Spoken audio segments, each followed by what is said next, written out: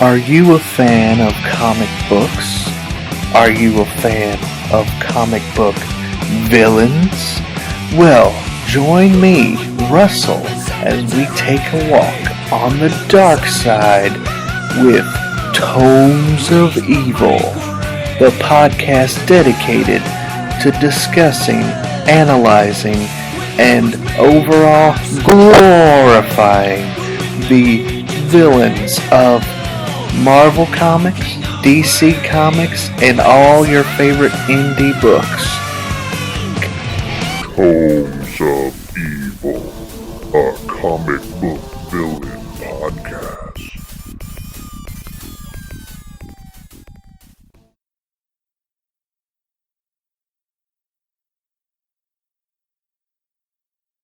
Hi, this is Phil, and I'm here to make sure you know all about the Capes and Lunatics Patreon. Don't miss out on all new episodes of Wade's World, Boob Windows and Long Boxes, our Hard R movie reviews, and so much more, all completely uncensored. Access starts for as little as $1 a month, full videos when you pledge $3 a month. Check us out at the link in all of our show notes, or just go straight to patreon.com/capesandlunatics. Hope to see you there.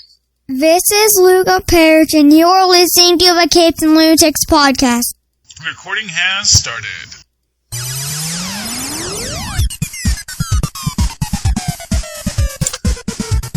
Hello, dear listeners. Are you listening? I hope so. I'm your host, Charlie the Professor Esser. A little ray of sunshine in your life. And with me, as always, is the blue-eyed bomber of the Burg of Pits. Phil, me and Perich. And father to our lovely announcer, Luca Perich.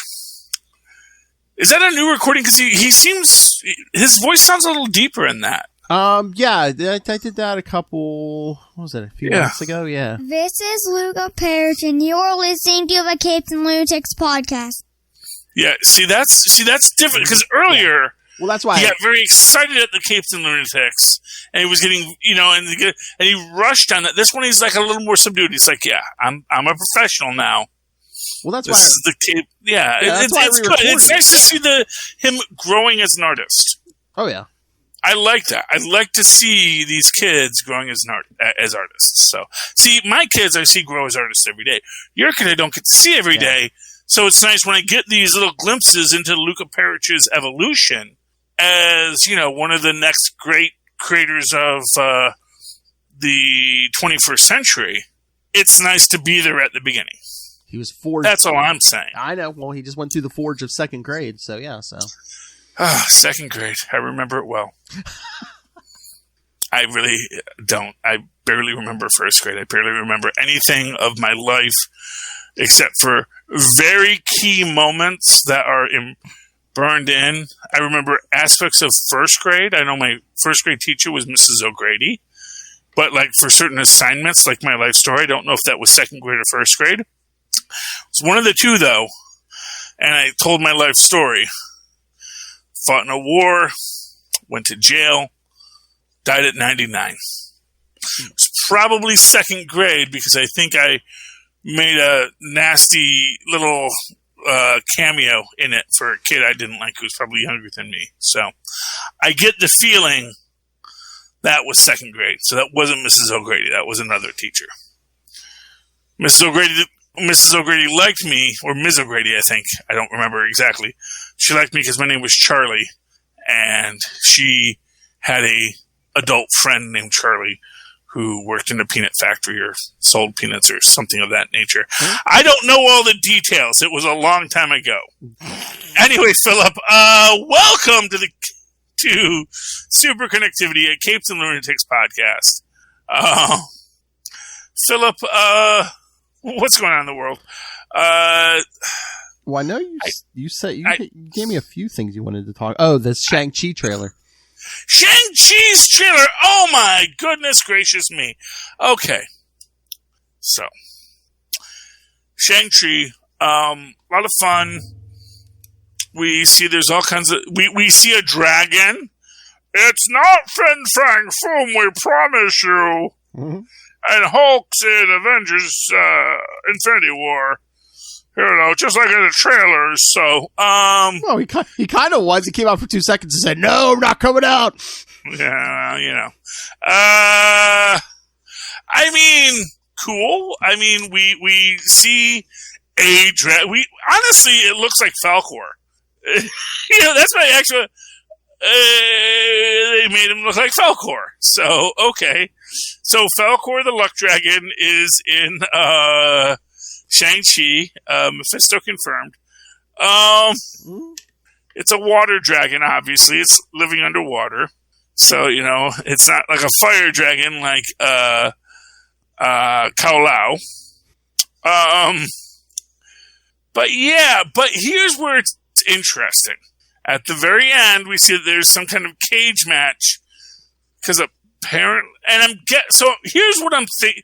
Here's what I'm thinking the plot is of Shang-Chi: Fin Fang Foom, Water Dragon, Falcor. So Falcor Fang Doom. That's what we're calling him. He's Falcor Fang Foom, or Falcor Fang Foom if you want. That's fine. Falcor Fang Foom basically only lets a human utilize the 10 rings. And then it says, but only the greatest of your planet can utilize my 10 rings. And so every 50 to 100 years, we got to have a fight from whatever you little monkeys want to do. And so it says, okay, you apes, fight it out. One of you gets to have the 10 rings. Hopefully this time you'll take over the world and like make my job easier. But we'll see. We'll see, because you guys are freaking monkeys, you know. In this, then, we have this big tournament that apparently Shang-Chi must fight in to earn the right to win the 10 ring, or to earn the right to compete against, not Fu Manchu, the Mandarin for the 10 rings.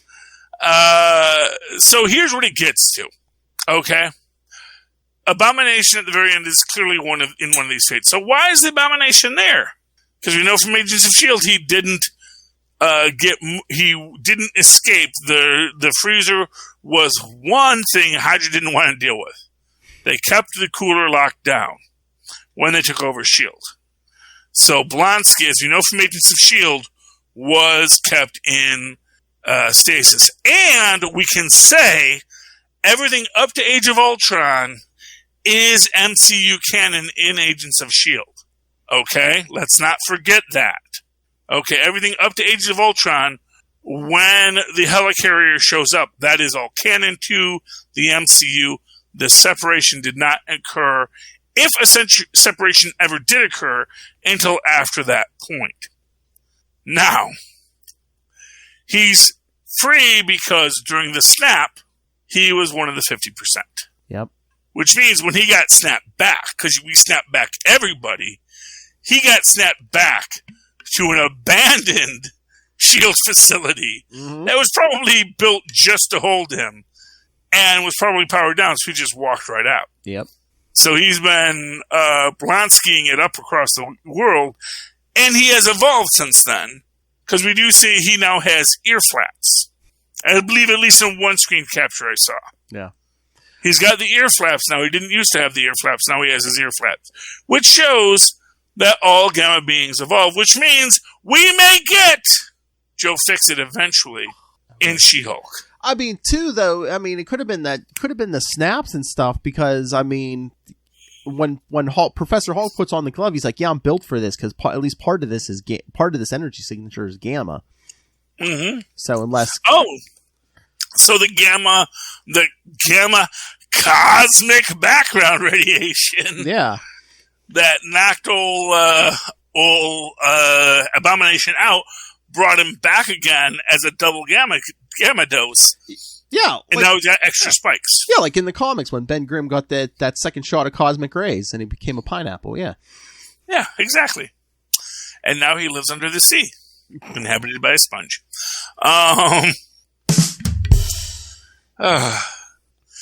Apparently they're saying that at some point Ms. Marvel got the ability to change back and forth. I don't remember that issue, but we'll see what happens later. I don't remember that either, because, unless that was Doom. Doom was tinkering with her for a while, but, I thought he messed her up worse, but...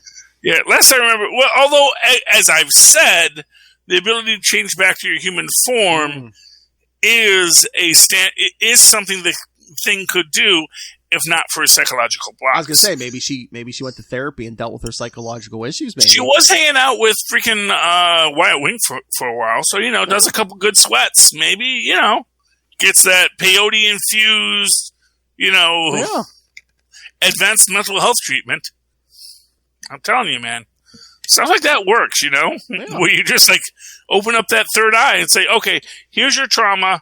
How do you want to deal with it? Oh, I want to put that trauma over here. Okay, there. Now the trauma's over there. Okay, great. Hey, I can turn back into human now. That's helpful. But I just mean, there's so many ways. Yeah, you could just explain the ear flaps on Abomination. Yeah, but it's cool that he's back. I'm really excited about Shang-Chi. I am still excited about Black Widow. I'm not trying to short sell Black Widow, but I'm very excited about Shang-Chi. Because here's the thing. We know Black Widow is a prequel. Yeah. It may have lots of little Easter eggs for us that we're going to be dissecting until they're made into chickens, Because that's the thing. An Easter egg is great, but we want an Easter chicken. We want to see when it hatches and it becomes a real thing. Well, I think it's going to give us a new Black Widow, or, whatever we're going to call it. Well, it's going to give us something. And who knows? Scarlett Johannson has now publicly said she is done with Marvel as the Black Widow. Yeah, but did you see, I guess, for Disney, she's starring in producing a Tower of Terror. I think it's a movie, for their ride they have. Yeah, sure, why not? Yeah, so now she's producing other stuff for them and starring. Yeah, I know, and she's got. Yeah, they're giving her $1 million, and now she can go play Uncle Vanya if she wants, or she can do more of these things. Huh. It's like we were saying on our previous show, which everyone should be listening to, the Capes and Lunatics podcast. Sometimes an artist, you give them enough money, they say, I don't need to do this anymore. And it's really a question: do they want to? And that's the question: does Scarlett Johansson want to produce, or does she want to act? Oh yeah. Does she want to be a star? I'm impressed Robert Downey Jr. does anything anymore. You know how much money that dude has to have? But he wants to act. I know. Well, I think he's producing. That's the thing. It's like, Robert Downey Jr. doesn't need to work anymore. But he's producing. But he likes to act. Yeah, but I think he's producing stuff too. So he's helping other people out. I'm like, well, yeah, I know that, and that's a nice thing to do, and it's nice to give your creative stuff to people as you can. But he's an actor. Well, just at this point, he's so rich. I think just the name, it's like, oh, well, Robert Downey Jr.'s behind it. Oh, we'll greenlight this, This, which is funny, because it's like, it wasn't that long ago that he was like, Robert Downey Jr. is attached. No, thank you. Yeah, they didn't want to put him in that first Iron Man. Now it's like, oh, hey, kid, when you come back and be Iron Man. Yeah, well, that's the thing. And which is why, and the thing is, what I'm telling you is that ego of an actor, as an actor myself, I will tell you, if someone says, well, could you just come back for just one more scene? Could we do one more thing with you, you lovely little actor? They're like, well, I guess I could do one, or two, or three, or four. That's what we do as actors, because we love the spotlight. We love to be the center of attention. Yeah, but he's not rolling out of bed to be Tony Stark now for, how many million, there's going to be millions on the table for... At this point, actually, much less so. It's more about the inconvenience of being Tony Stark. Not true. So if you want, for example, if you want Tony Stark hologram to show up, I bet you can get that at scale. I will bet you, he's like, yeah, I'll do that for scale. What the heck? I'll keep your budget low. I'm a producer too. You want me to come in and do Tony Stark hologram? You want me to record all my lines and you'll digitally insert me from past footage? Yeah, cool. Let me record all the Riri lines right now. I was gonna say, just make him the AI in Ironheart's suit. Yeah, exactly. So honestly, that is super easy. Yeah. Barely an inconvenience. Oh yeah. He'll take the money. He'll take the residuals. Thank you very much. His lawyer will cash the checks, and everyone's happy. But you want him to put on the full suit. that's going to cost more. But, if they decide to do that. Oh, yeah. And I guarantee you they're going to have them consult on the Tony Stark clone that they create for Teen Tony. Going to find some poor kid that happens to look randomly like Robert Downey Jr. and say, hey, you know who you look like? Robert Downey Jr. Can you act? It's like, not really. Well, we'll teach you. Let's see if we can do this. They're going to find like 20 kids who look like teenage Robert Downey Jr. You're going to teach him to act, and they're going to make him Teen Tony. No. Hey, it worked in the comics. Worked in the 90s. Oh, did it? No. No, they did it in the 90s. I don't know if it worked, but they're still making Iron Man comics to this day, so we'll see. Well, he went in the Heroes Reborn and came back as adult Tony. That's all I'll say. Heroes Reborn, yeah. So I'm excited about that. I'm excited about Shang-Chi. I mean, I've always been excited about Black Widow. Yeah. It's just been a while. Yeah, it's been a while. It's like, oh yeah, her. It's like, it's like anything else with Scarlett Johannson. Funnily enough, I was looking at my Facebook memories today because I'm old, and my big complaint this week was, dang, why does Lucy have to have such a stupid plot? I really want to see this film. I really love Scarlett Johansson. Why does Lucy have to have a stupid plot? And for those who don't know, Lucy had a very stupid plot. Because it was about, what if you could use 100% of your brain? Yeah. And Lucy becomes the molecule man, so that's fun. Yeah, it was cute. It was fun. But this week, Loki, episode 3. Loki episode 3, which is it's actually the shortest episode so far. Mm-hmm. It's a bottle episode. It's all set on Lamentus 1. Mm-hmm. You need a planet Lamentus. What were you waiting for? Really? Really? There was a mining colony and the moon's about to crash into it. And they're only letting the rich people off because why? I mean, really think about that for a moment. It's like, Bezos. Aren't we an interstellar race? Can't we just, send a bunch of space taxis to get everyone off the planet?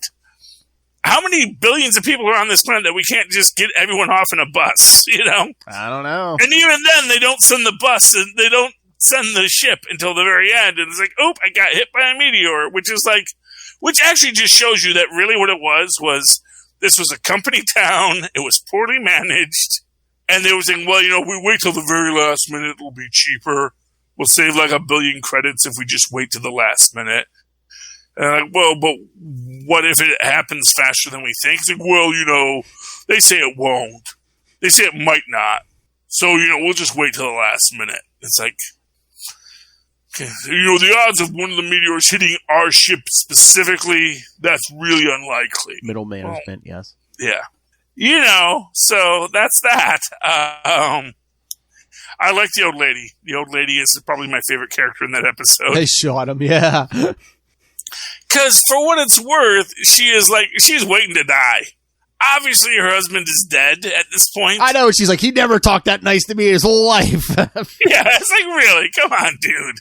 For honest, but it's Loki. He don't know no better. Mm-hmm. And Sylvie, who is Lady Loki, who is, I guess, the daughter of Laufey, because they call her Loki. They call her Sylvie Laufey's daughter in some stuff. There's some, I don't know, the people that have time to go through these things. So see in this piece of paper that we've zoomed in, zoom in and enhance. Zoom in and enhance. Yeah. It says Sylvie Laufey's daughter. Sylvie Laufey's daughter is which is interesting that they call Loki Laufey's son, not Odin's son. Even though he took on the name Odin's son. He's always been an Odin's son, and he's legally an Odin's son. I mean, if you really want to get to it, he's legally an Odin's son. He's not a Laufey son. So for the TVA to call him Laufey's son, it's they're not respecting his pronouns, they're not respecting his name. They're showing all kinds of disrespect, which is how you know they're the villains. Oh, we got a big revelation about TVA this time.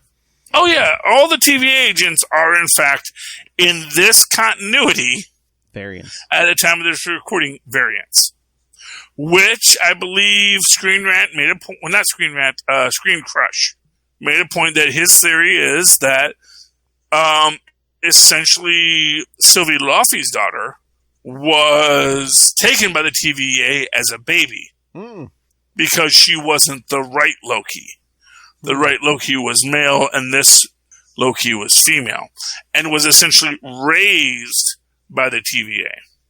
And when she says they told her she was adopted, she is saying the TVA told her that she was adopted, whereas Loki says, "Oh, they never told me I was adopted," meaning the Odin and Freya never told him he was adopted. But here's the fun fact: Mephisto confirmed.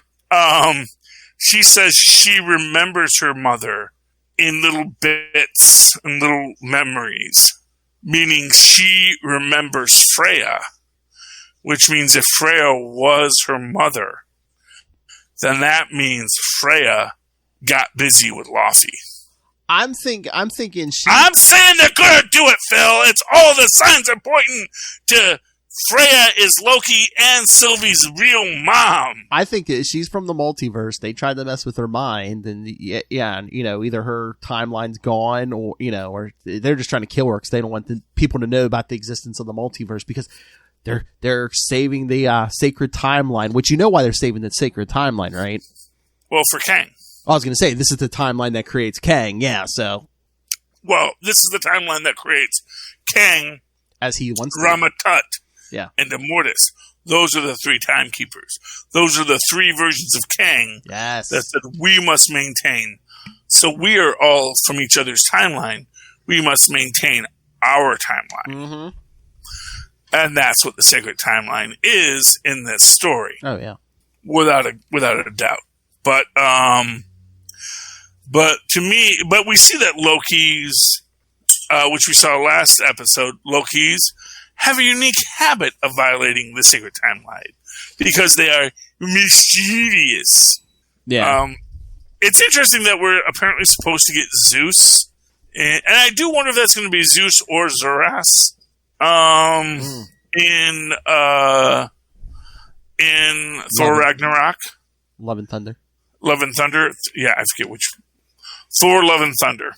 Thor, Love and Thunder. I thought they said it was Zeus, unless they're pulling it. They've said it was Zeus. That doesn't mean it is Zeus. Yeah, it's it. Yeah, they want. That's the thing.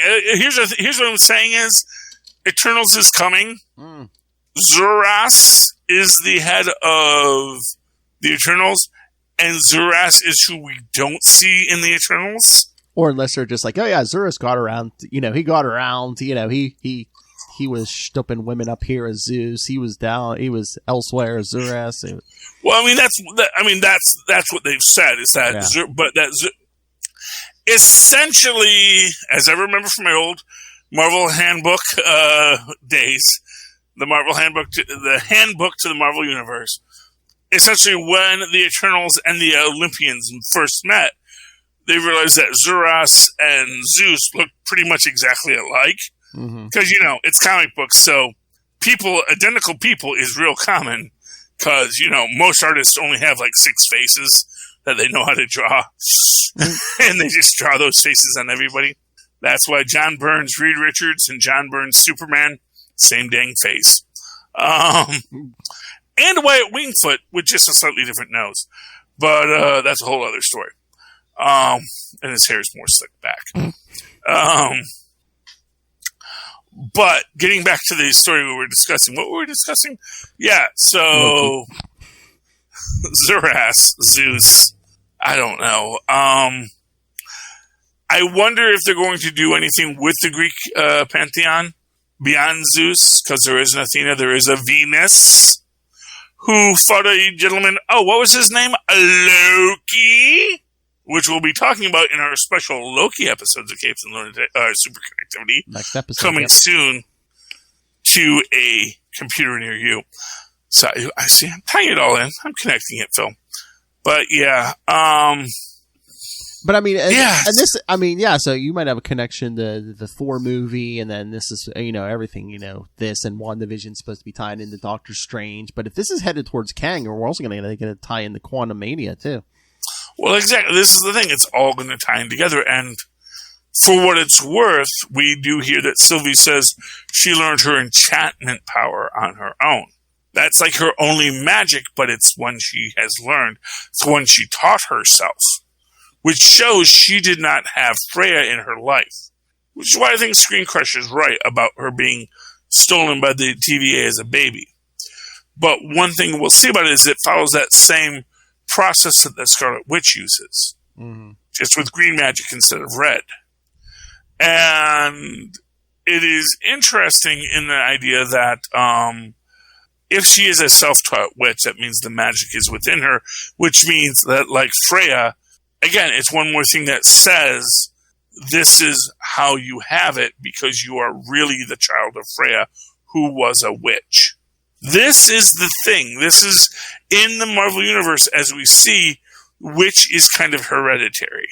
Like the mutant gene, it passes on generation to generation. If you are a witch, then you can give birth to witches.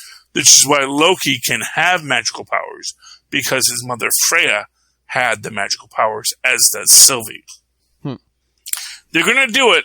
I've said it for years. They're going to do it because at some point someone realized no one ever talks about Freya's or Loki's mom. And the fact of the matter is that it didn't just spring fully formed in my head that Freya had been captured by Loki. That's somewhere. If it's not in Norse myth, it's in Marvel Comics myth. Freya was captured by the Frost Giants. So it all makes sense in continuity. Anyway, yeah, so they're stuck on a planet about to die. But you know why he's going to be fine? Phil? Why? Well, those who have listened to last episode's Full Stream Ahead, as well as Enough Said, know that Loki was well aware that the TVA had his temporal aura on file. And because they had his temporal aura on file, they can track it anywhere. So when he ran through that door... Yeah, they're coming for them. Well, he knew they could track him. Now, he wasn't expecting them to wind up at the TVA. But when they wound up at the TVA, he followed the plan. And he and Sylvie followed to the next spot. But, what's his name? Mobius? Mobius already knows to look in apocalypses. So he says, looking at an apocalypse, look for Loki's signature. And when they show up to arrest Loki, he's going to go, oh no, I knew you'd follow me. That's why I went, because I knew you would never be able to track her if you didn't know where I went. Because I knew I could be tracked, you see. And we're only we're halfway through, but Loki's going to pull a double cross and a triple cross. Anyway, yeah, that's Loki. You want to talk comics, Phil? Yeah. Okay, let's get to Heroes Reborn. We talked about it a little bit. Heroes Return ¡1. Heroes Return. Yeah, why I call it Heroes Reborn? See, I didn't get a title. I hate when they do that. They give me a variant cover. It's nice. It's a Captain America variant cover. But it's like, it doesn't say what here it is, Heroes Return, it's on the back. I hate that. Because it's like, no, I wanted what I wanted, and it's not what I wanted, but that's okay. And what's weird is it feels like there should be, issues in between these. Like, this was meant to be, a universe-wide event that they just said, nah. Because they come in, and it's like, we're all in the middle of the fight. And I kind of feel like they left money on the table with this, because I kind of feel like this was a really engaging story that, had they really made it a universe-wide crossover, would have been really engaging. I mean, it's modern comics. It's like, oh, hey, we're going to give you all the talking, but hey, some of the fighting took place off panel. It's like, really? Yeah, well, remember, what was it? It was House of M. Yeah. And every book, House of M. And no book is Heroes Reborning. So it's like, I kind of feel like it was a missed opportunity. I get why. I mean, we got basically a weekly Avengers book for the last. Yeah, I mean, basically what it is I think had there been no COVID, you would have gotten that full. You just like right now we're still doing that freaking Infinity. Oh, all the Infinity gems are in people now thing. Yeah, which I had freaking forgot about. It's like, no, we had that other story about the Infinity gems are in all the people. It's like, yeah, we have this story, and I kind of feel like I think this would have been the better story to do as a company-wide crossover than the Infinity gems are people. Because, not for nothing, Infinity gems are people is a story you could do at any time. This is a very time-specific story. But anyway, so we get to this. They're all fighting, yada yada, over Wakanda. Starbrand and Phoenixes versus Wonder Woman, and Blade is fighting Nighthawk. Honestly, it's fight, until we get to the end. We got a little cosmic cube, infernal cube, the pandemonium cube, if you will, which is interesting because it suggests, is there a diabolical Beyonder involved? Is there a universe where the Beyonder's opening went to Mephisto's universe? Yeah, I don't know. Yeah, because this seems that this is Mephisto's deal, but yeah. Well, because cosmic cubes, they're like exist as essentially cosmic. Yeah, they evolve into cosmic beings. Yeah. Well, again, so now this is my theory. So you can do with it as you may, but regardless. The Beyonder comes from a universe where the Beyonder is all things. It is all time, all space, and it is nothing. It is one thing that has always existed.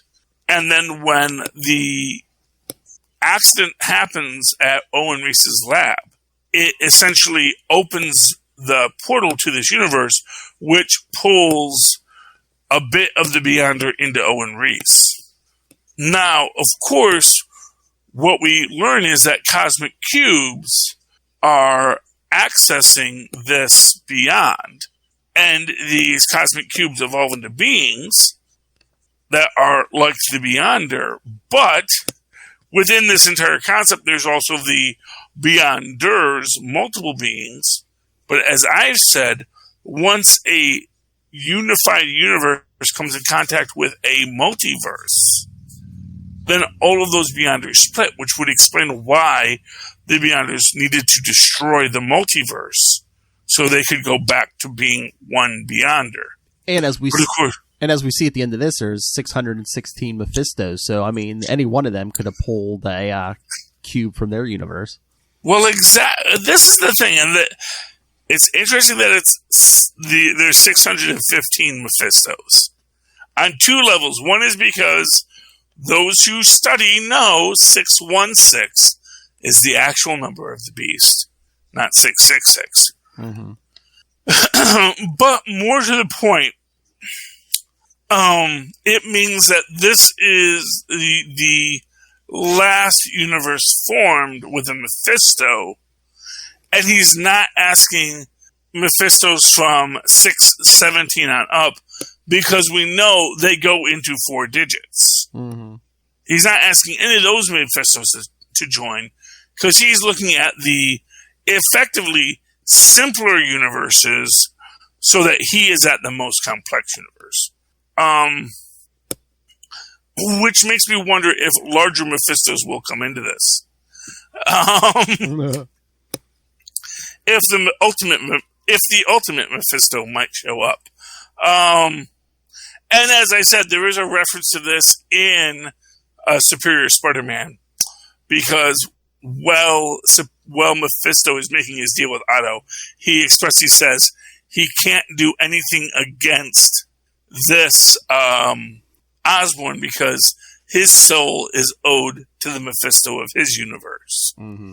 So right there we see the legalistic relations between the Mephistos of the multiverse. So, assuming any of that is even real, because I also read Amazing Spider-Man this week, and I have no idea what's happening. No.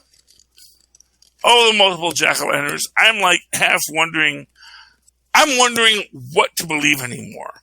And again, it's like, I know I have this weird idea of Clum being just, like, half of me is thinking, oh, I think Clum was pretending to be Mephisto and just cloned Otto a new body. Well, I don't know if they're speeding up the story too, because Nick Spencer is leaving now with issue 74. So, yeah, I don't know, but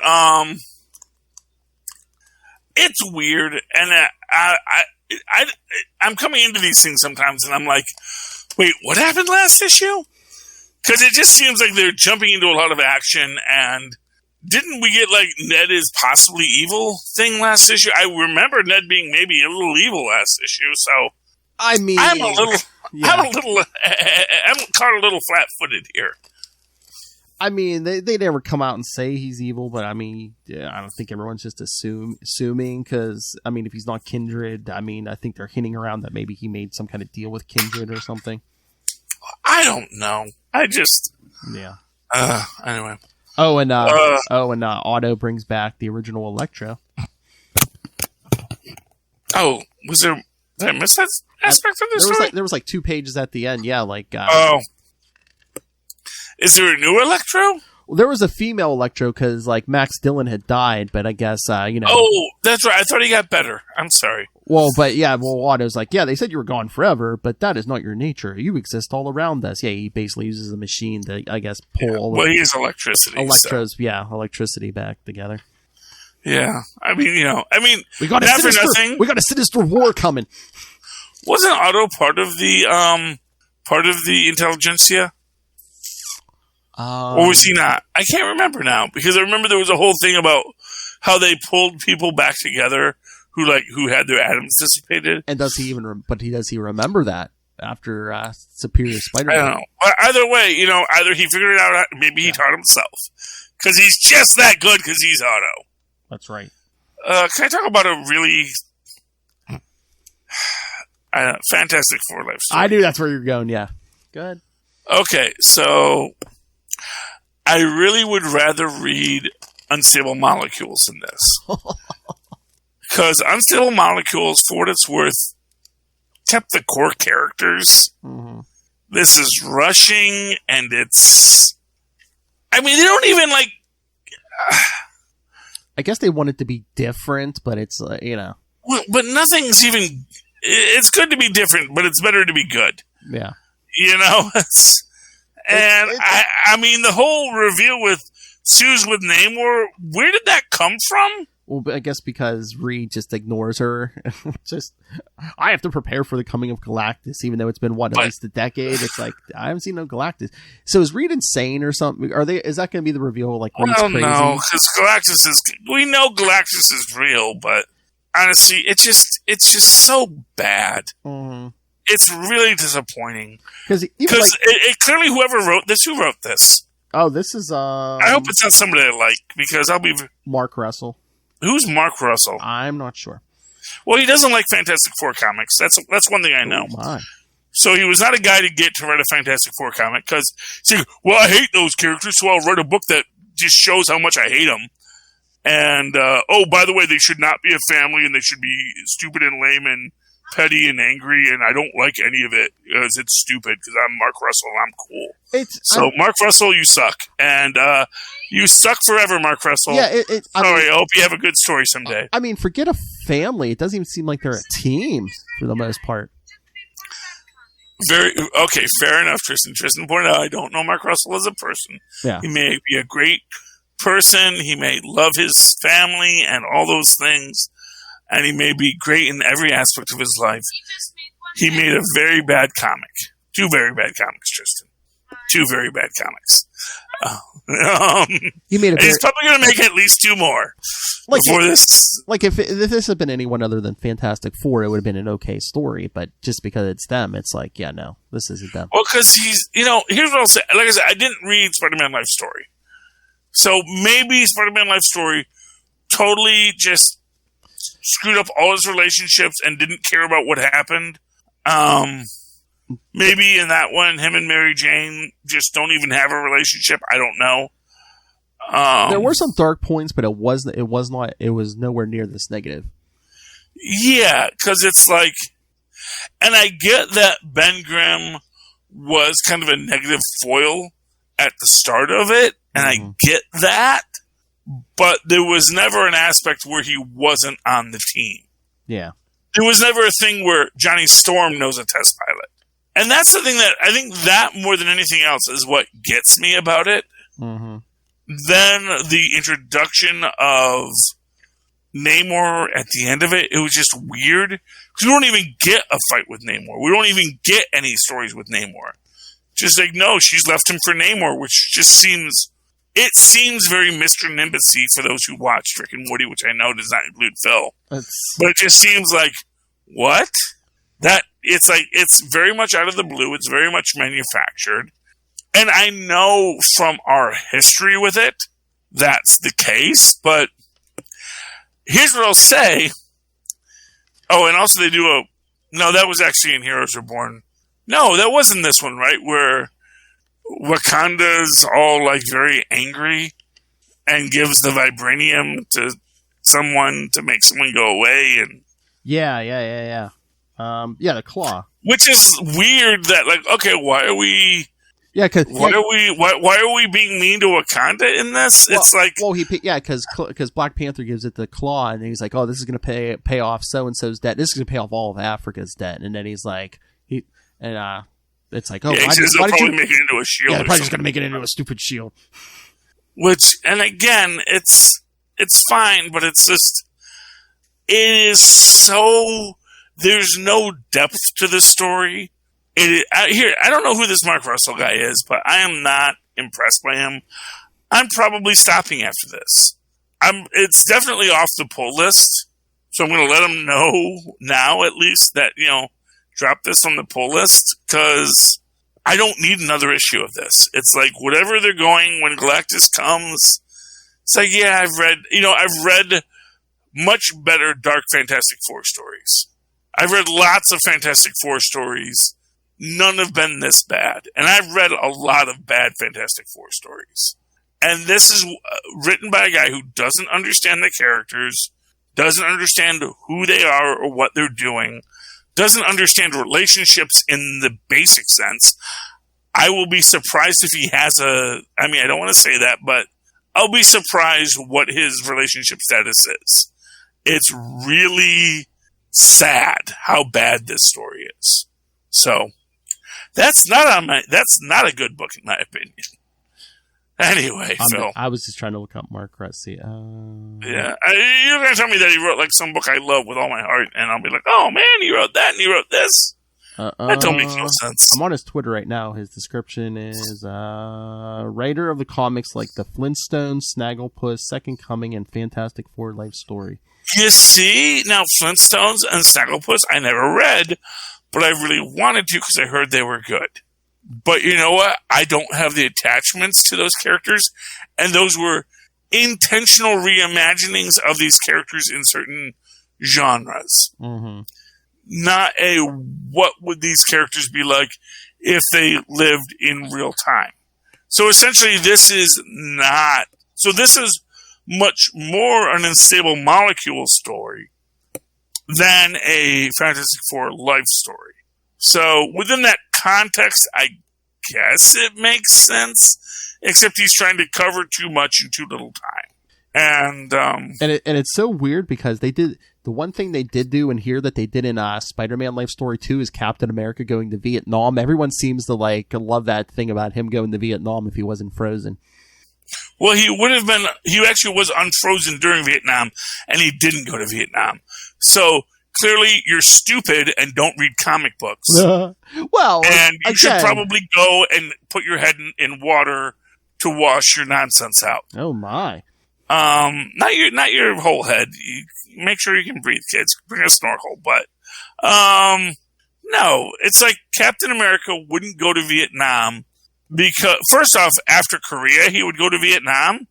No, he's going to know what happened in Korea. Why not? I mean, they only do a panel or two of it here, but in Spider-Man Life Story, I know he was all against the war because he was butting heads with Iron Man because he's like, no, we shouldn't be there, and Oh, so in Spider-Man, they actually kept the character consistent. Yeah. Because he was alive in Vietnam and he didn't go to Vietnam. Yeah, because Tony Stark was set. Well, he went over eventually, but it basically to try to get everyone out of there because Tony Stark was selling munitions to the army and stuff. And Cap's like, no, you're killing guys. No, this war needs to end. We need to get these boys home. Yeah.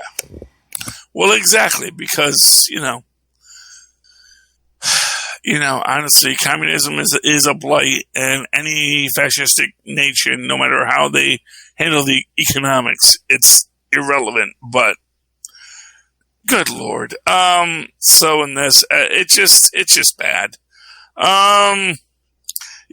It really bugs me because it's just not a good story. Anyway, it's very depressing. There was a lot of bad stories by Marvel this week. Oh, my. Well, I won't say they're bad stories. There's actually good stories that have bad moments. Reptil is a good story with a lot of lore building that slows it down. Ooh. I like Reptil. They're really telegraphing something that is, and it's kind of these things where we're like, that's this. I'm not going to even go into it because it's literally this character is clearly that character, and why are we not talking about that? Oh, because so the story can happen. Mm-hmm. Okay, and that's that. It's a good character story. It's nice.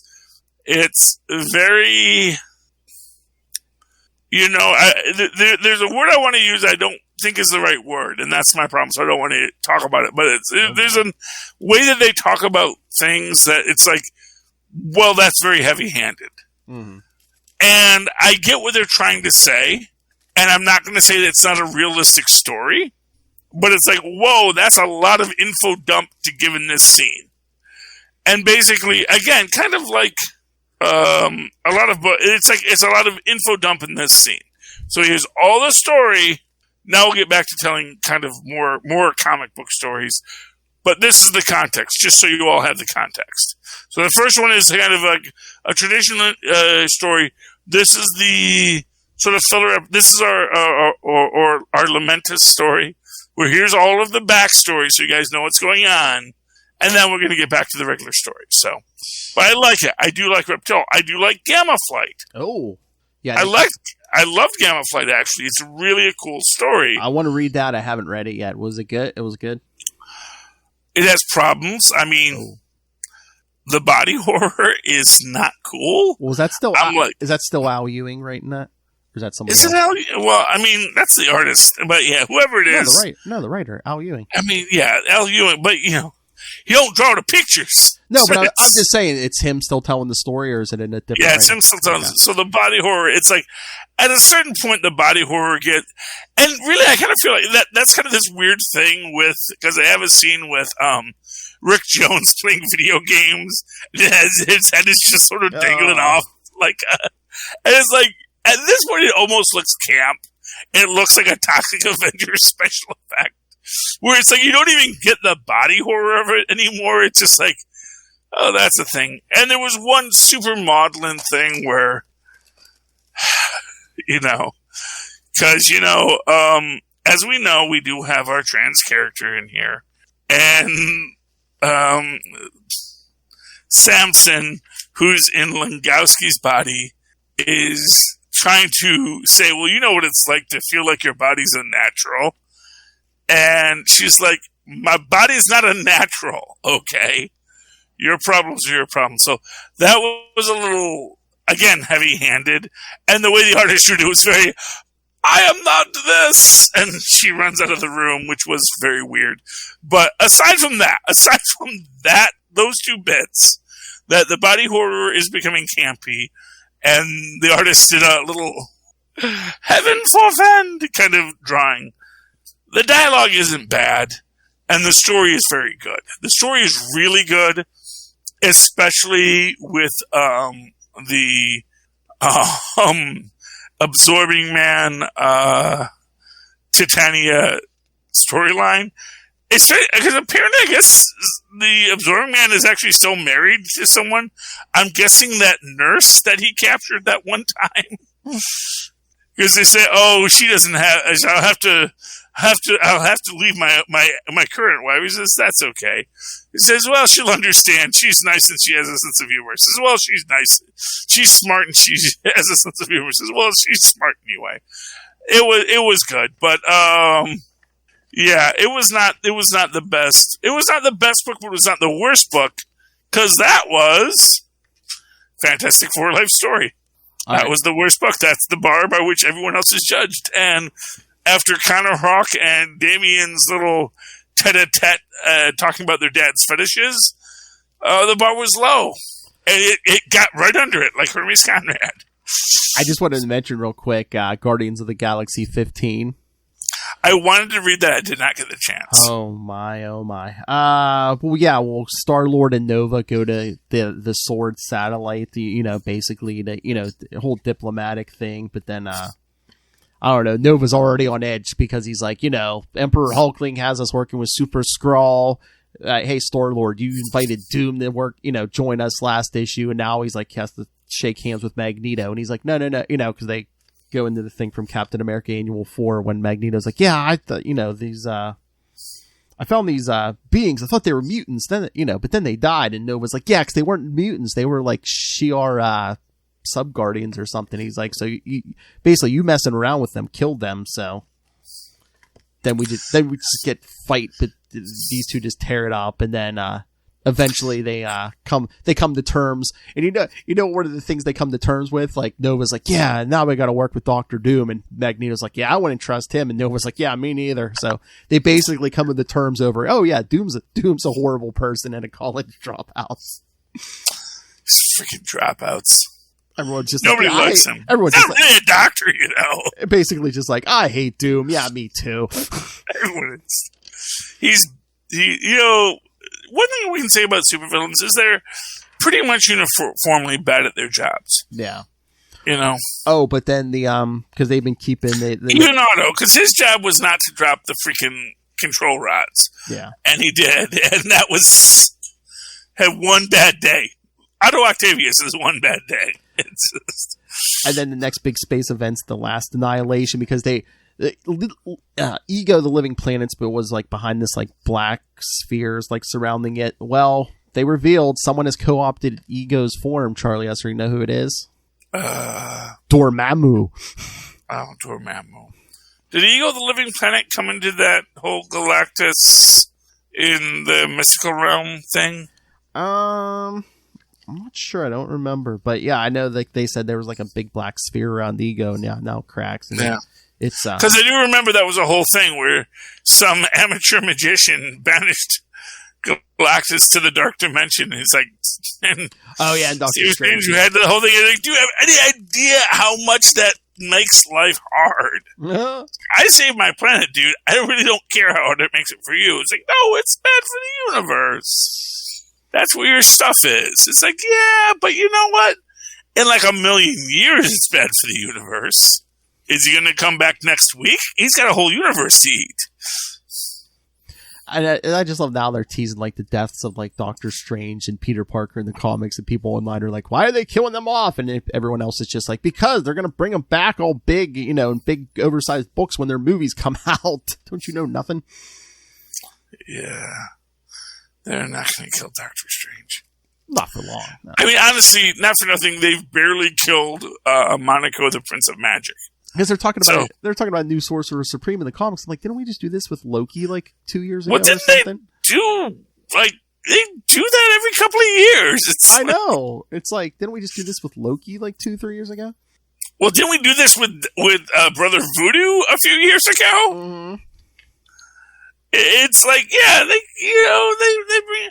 Well, this is the first time where Stephen Strange is quote unquote dead. Picture, yeah. But quite frankly, he's not even Sorcerer Supreme in the MC2 universe. Yes, he's back to his blue cape in the MC2 universe, if you remember. Yeah. That's why we had to get Doom off planet so he doesn't try to be Sorcerer Supreme. God, he would be such a bad Sorcerer Supreme. He would be the worst Sorcerer Supreme. He asked Quill and them to babysit him. We don't need him being Sorcerer Supreme. Yeah, why don't you just take care of this guy? We'll make sure it's his real self, not his robot. We'll make sure. Make him pretend he's being important. Yes, yeah. Well, for real, I honestly think that's 90% of what they do with Doom. Can you His imagine? little country. I think there's a whole group that's okay. Doom, he has his country, right? Yeah. So how do we just make him feel important? Because we don't want to have to murder the guy. Because if we screw it up, it's going to cost the whole planet. Whenever he or one of his robots just show up, just pretend, go, oh my, that's scary. Yes, Dr. Doom, he's so scary. Hey, you know who had good books this week? Who? Not Marvel or DC. Oh. Okay. I'm going to talk Nuclear Family real quick. Okay. Last issue. Man, this is a Twilight Zone episode written over 5 issues. And you don't realize it's like a really great Twilight Zone episode until the last scene. And it's like, oh, I don't want to ruin it because I want everyone to pick up Nuclear Family 5. I really want you to pick up 1 through 5 if you can at your local store. But it basically comes down to this whole thing at the end where it's like, oh, this was all a thing. And man, that is brilliant. I see what you did there. I like what you did there. I like how you tied it into this other thing in a person's past where it's like, wait, what happened? It's beautifully drawn. It's brilliantly written. This is probably my favorite book this week. Nuclear Family number 5 is my pick of the week. Bitterroot, this was a building issue, but it was very entertaining. Because it's a bunch of flashbacks and flash forwards going through everybody's turmoil over. And I get the feeling there's going to be a thing where it's like the world we know isn't the world that happened. Where there was this magical destruction of the world that kind of gets fixed in the end. And we only have these memories. But we have memories of the riots and the massacres, but not the monsters that are behind it. That there's still the monsters there. That is the darkness in human souls. And it's really brilliant. It is beautiful. It's a filler issue, like I said. So it's not as gripping as a final issue the way that Nuclear Family is, but it's a really good issue. If you're not reading Bitterroot, please do. Don't be flat-footed when the movie comes out. I hope to God they don't ruin it with the movie. And last book, I didn't get to finish it, is Homesick Pilots, number 6. I thought they were calling it the Nuclear Bastards next week. Apparently Nuclear Bastards is the code name for the robot they're using. It's good. I haven't finished it yet, but I really like the way that they're characterizing everyone. And I love the idea about weaponizing ghosts. So if you want a book about weaponizing ghosts, Homesick Pilots is the book for you. Give me some books, Phil, if you have anything you haven't talked about yet that you want to get to. That people need to know about. No, I'm good, because Lilith and I are going to talk some Spider-Man and Batman tomorrow, so I'm good. All right, then. You know what, Phil? You don't got anybody to spawn right now, but there's still a lot of comics to read and a lot of stories to tell and stuff we didn't talk about here that our fans are saying, why are you not talking about this most important thing, this connection that you have all missed, you idiots? How can they talk to you about that, Phil? If you want to talk to me or anyone on the team, you can always email capesandlunatics@gmail.com or call the voicemail 614-382-2737. That's 614-38-CAPES. And you can find links to all of our social media, YouTube, Patreon, merch, everything we do at Linktree, linktr.ee/capesandlunatics. And you kind of mentioned it a little before, but yes, Charlie Esser is going to be on his world tour again for the next 2 weeks. So the next 2 episodes of Superconnectivity we're recording ahead of time. Next time, we're doing a deep dive on Loki. So if you want some more background on Loki, and then in 2 weeks, you'll hear our background all about the Time Variance Authority. So if you really want to know about them, yeah, stay tuned. Yes. And just to be clear, this is so Phil can have some time off, not me. I was willing to do 2 podcasts from my hotel room, but Phil was like, no, I actually have a family I want to spend time with. I'm like, no, this is my escape from my family. It's like, no, I want to spend time with my family. You go do you. So, I kid. I actually love my family very much. But, yes, we are going to be doing these deep dives, and I'm very excited about it. We're going to review, Venus issue 9, I believe it is. The first appearance in Marvel Comics, Atlas at the time, of Loki. And we're going to look at his evolution. Then we're going to talk about TVA. The nonsense they unleash. Hey, this helps me out because Lilith didn't want to do any Loki episodes or TVA episodes. Oh my gosh, this is amazing, honestly. And we're going to tie it into the show because I'm there and we're watching it, and it's exciting. I just want to know how Jarvis is the one BA who survived the MC television to say, you stay away from me.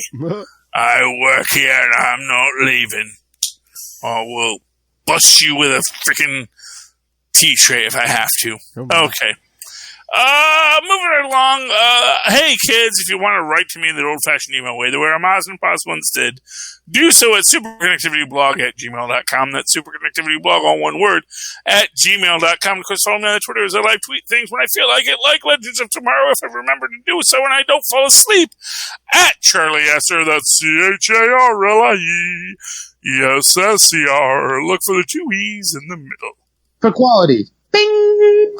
Thank you, Maz. Hey, and make sure you turn into Nuff Said and over on the Southgate Media Group Network and Full Stream Ahead here on here on the Capes and Lunatics Network, where me and Maz talk the great show Invincible, if you're not watching it or not, and of course that great show Loki over on Disney Plus.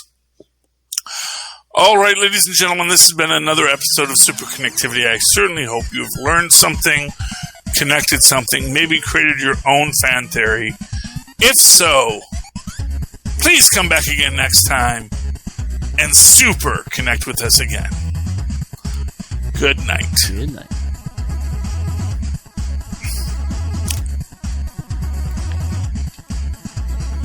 That was a fun episode. Oh, yeah.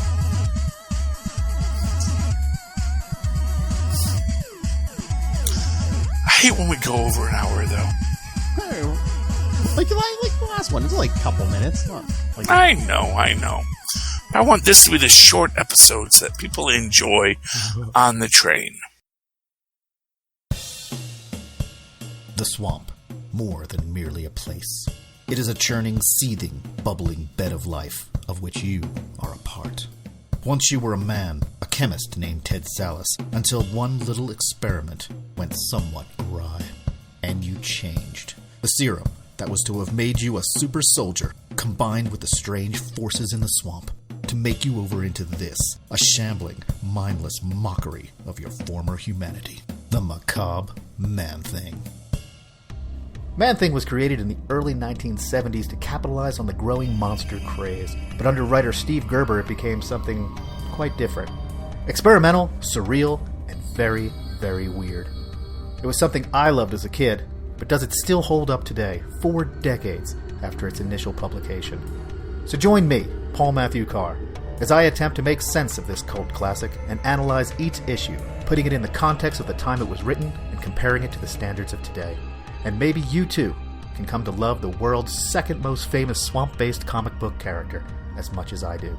The Nexus of All Realities, a Man-Thing podcast, a twice-monthly dive into the bizarre.